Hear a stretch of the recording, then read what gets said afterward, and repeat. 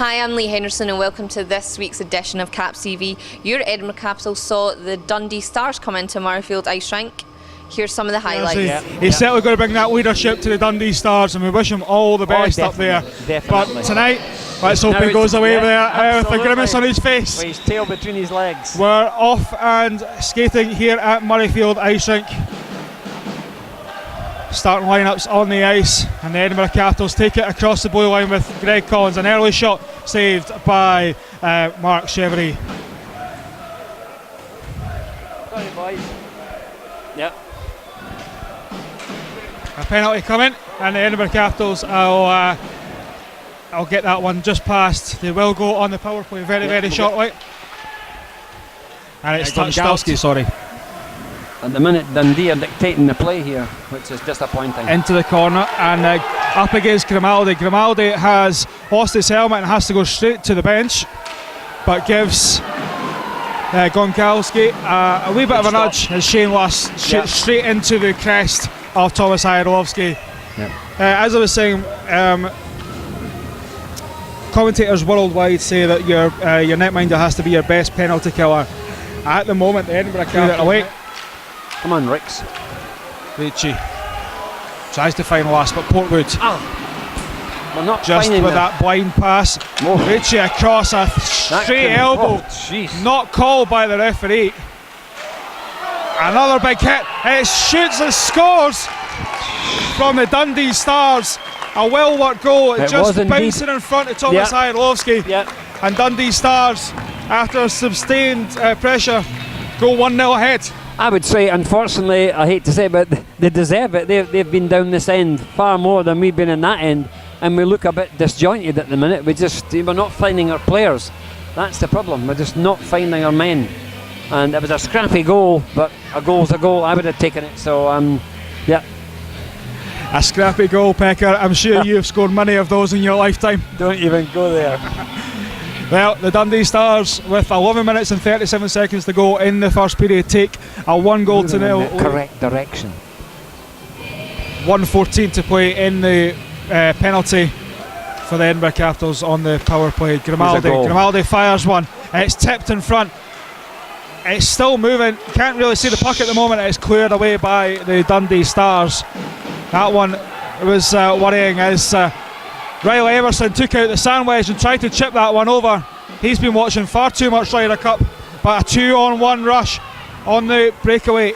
Blight shoots through the 5-hole on Thomas Jablonski. A short-handed chance for the Dundee Stars, and they go 2-0 up.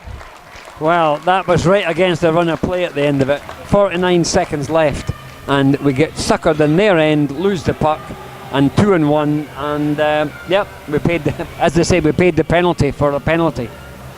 You called that early beforehand. This might not be good for the Caps. But to do something like that, I mean, it's a gamble that's paid off this time. But just ask Mike Ward, who used to play for Dundee and the Racers. Usually Mikey's sitting there. Willie Clark on the balcony, you know. They're all nutcases. I was going to say, stop. Sammy McCloskey slips. Sammy McCloskey slips and then decides to have a go at someone that didn't touch him. Yeah. How? Cross it, fucking. A few handbags in front.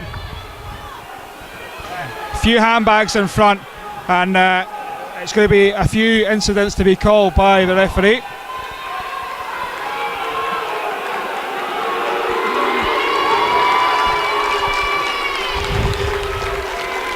Emerson will come across and have a word with the referee.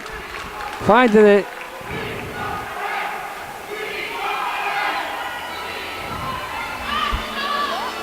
We'll work out what's going on here. Sequential penalty, surely, anyways. 2 minutes each, or 2 plus 2? Well, Jade Portwood jumps the bench, jumps the penalty bench, and so does Sammy McCloskey.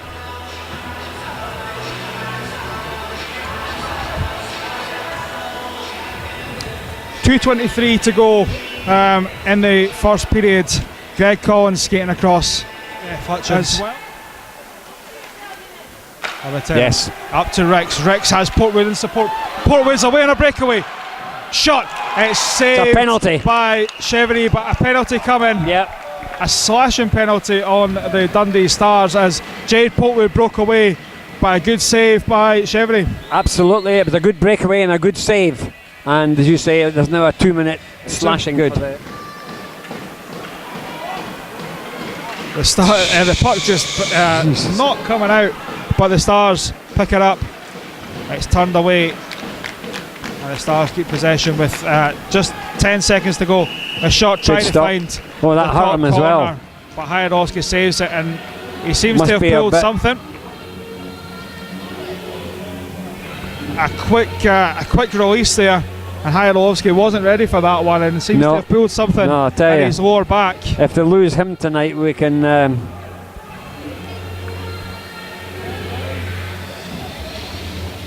8:41 is brought to the Edinburgh Capitals this year. He's quite reliable and he's steady on the puck. He doesn't make a lot of mistakes. I think that's part of the thing. He's got a job to do, and he does it reasonably well considering that he's quite a small guy. But he's. Sorry, I'm just. Yallowan across to Grimaldi. Grimaldi shoots, and it was a well-won move by Rennie Yallowan. Over to Grimaldi. Grimaldi sticks it in. It's 2-1. Yeah, a lovely. Yeah, going back, he's looking comfortable on defence, King, and at last, here the arena, at last a goal. And quite a simple move in the end there. One to the other, and it's a goal.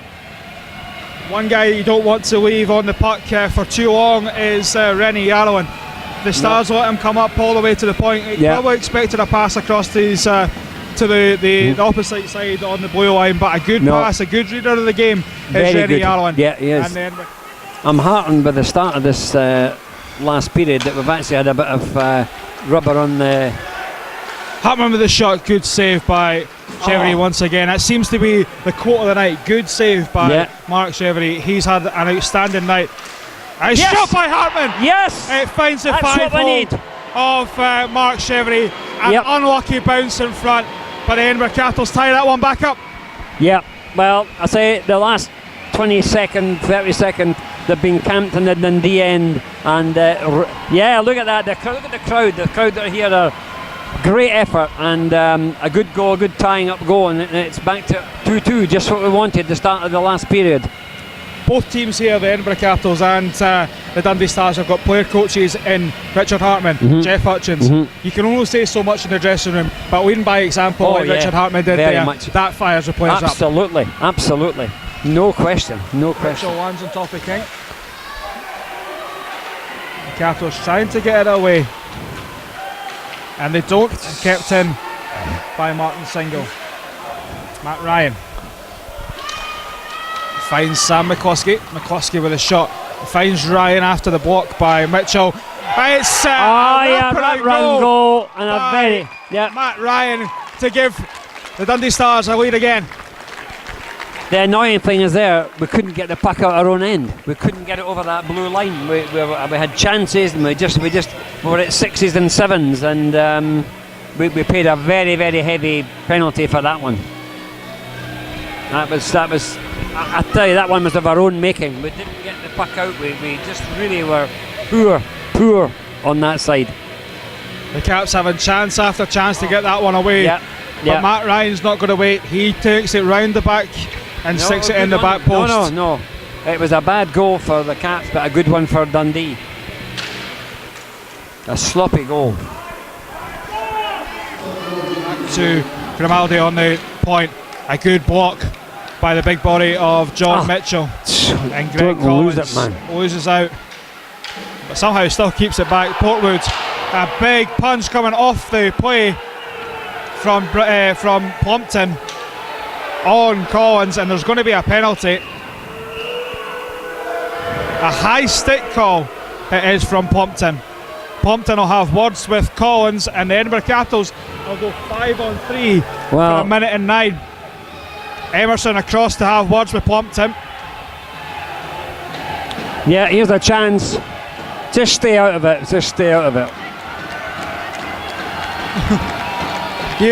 I was wondering exactly what Riley Emerson was saying to Brad Plumpton there. But all he was saying is, get off. Yeah, we want to get on with the game.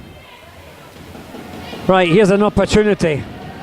5-on-3 for the Edinburgh Capitals. There's going to be a lot of space in there.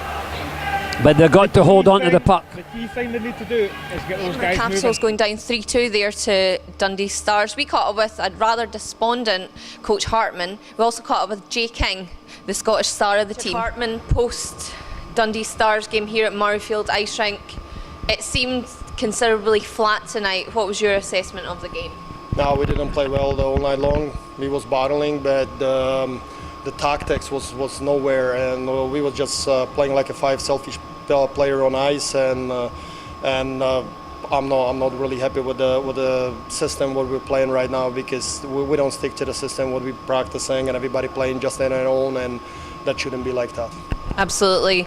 You know, especially on the power play, we didn't seem to capitalise on any of the power plays that we had also.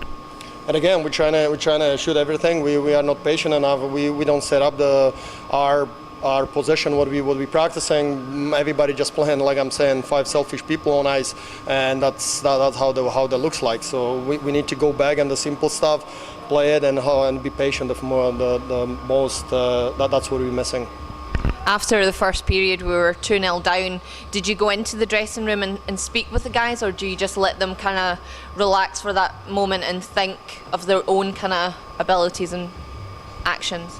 I told them I wasn't even yelling and screaming. I saw the guys was trying, but again we're playing really silly hockey right now.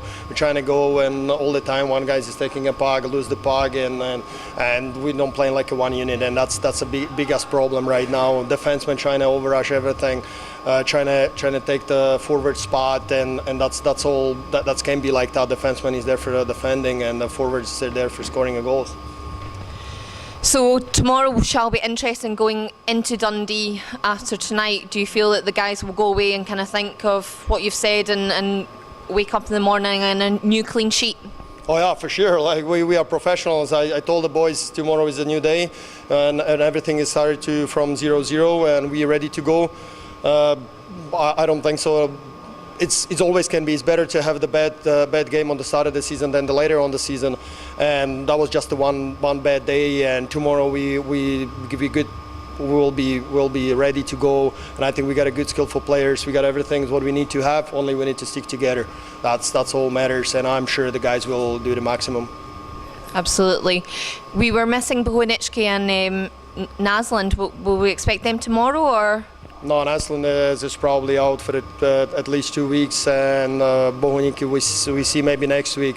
If not, he will be ready in 2 weeks' time. But again, that's not an excuse. We need to battle, and we didn't play the great game, but the fans just give us a little bit of excuse today, and I'm sure that the guys are ready to roll tomorrow, and we'll be a different team tomorrow. Thank you so much for speaking to us. Take care. Thank you. G King here for the Edinburgh Capitals post Dundee Stars game here at Murrayfield Ice Rink. Not the best performance for the Caps, but surely all to play for tomorrow. Yeah, it was a hard game. Just guys were tired with penalties, power plays. Just try to chase the puck all night. Richard Hartman, gave quite a heartfelt interview there, saying that guys weren't sticking to the systems, they were being quite selfish. Did you kind of feel that out there when you were watching and being part of it? Well, some of the plays, they were quite selfish. Well, I'd done a few selfish ones out there, but you just got to take it on board and try and not do it the next shift. How are you feeling that the season started for you, Jay, because your ice time has increasingly risen through the first couple of games? Well, it's been pretty hard considering like the ice time I had last year just playing SNL, and the step up this year it's a lot more faster, a lot more intense. It's just so much harder. Are you learning lots from all the older guys on the team? Yeah, they're all, every training session there's a few of them coming up and speaking to me during the drills, after the drills, before. Just all give me confidence boost. Was it strange seeing Martin Single in the opposing team? Well, yeah, I've never really played with Martin much. I only had a few games with him last season, but it's quite different this year. Definitely. So what do you think your tactics will be going into tomorrow's game at Dundee? Just to play more as a team, stick to Richard's systems and just execute what he has planned. Don't annoy the coach. Yeah, definitely not. Thank you so much, Jay. We'll catch up with you during the season. Thanks. I'm joined now here by Callum Ferguson from CapsTv commentary. Welcome. Thank you very much for having me. That was a rather strange game for the Edinburgh Capitals here at Murrayfield Ice Rink against Dundee Stars. They came out in the first period and was rather flat. It was a tough game for the Caps. Obviously having a few power play opportunities in the first period, and unfortunately it just wasn't working for them. They need to get that ironed out. Unfortunately it's been a repeating theme over the last few weeks, and that's a big opportunity missed from the Caps. But we stuck in it for as long as we could tonight, but Dundee just showing a wee bit more grit. And Dundee didn't really seem like the better team out there. We kind of made them look good. They've been struggling for consistency in the last few weeks, Dundee as well as the Caps, but they seem to not put in the best of performances, but they've done enough to get the 2 points in the Challenge Cup tonight.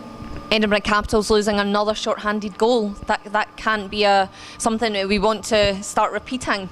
It's disappointment. It's disappointing knowing that Richard coaches such a defensive style that when you are attacking like that, not to have your defensive duties completely done there, and it's disappointing to see another short-handed goal, but we've got to live with it and learn from mistakes. Do you think we really kind of missed Naslund and Bonitschke out there?